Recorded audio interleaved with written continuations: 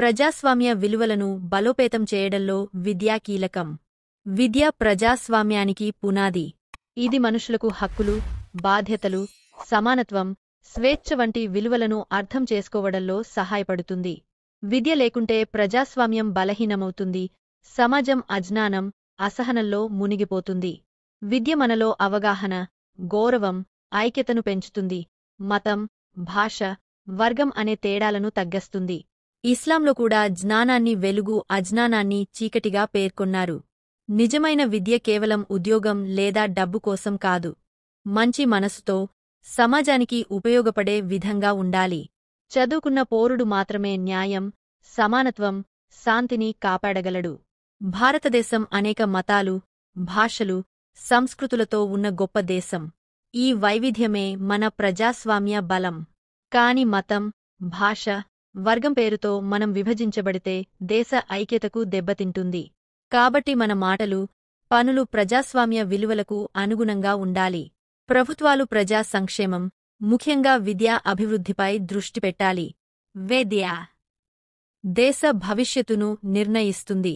మన దేశంలో ముస్లిం సమాజం సహా పలు వర్గాల్లో విద్యాస్థాయి ఇంకా వెనుకబడి ఉందని ఎన్నో కమిటీలు తెలిపాయి. అయితే గతంలో మన విద్యా చరిత్ర గొప్పది. మన పండితులు, శాస్త్రవేత్తలు ప్రపంచానికి కొత్త మార్గాలు చూపారు. ఇప్పుడు మనం ఆ గౌరవాన్ని తిరిగి తెచ్చుకోవాలి. ఆధునిక విద్యతో పాటు నైతిక విలువలను కలిపి బోధించే విధానం అవసరం. మతపరమైన, ప్రాపంచిక విద్య మధ్య ఉన్న తప్పుడు భేదాలను తొలగించాలి. ఉపయోగకరమైన జ్ఞానం ఎప్పుడూ విలువైనదే. అది మానవాళికి మేలు చేస్తేనే నిజమైన విద్య అవుతుంది. ఇప్పట్లో విద్యను డబ్బు సంపాదనకు మార్గంగా చూడడం విచారకరం. విద్యకు లాభం కాదు, సేవే లక్ష్యంగా ఉండాలి. విద్యతో పాటు శిక్షణ, తర్బియా, నైతిక అభివృద్ధి, తజ్కియా కూడా అవసరం. సర్ సయ్యద్ అహ్మద్ ఖాన్ గారి జీవితం మనకు ఒక ఉదాహరణ.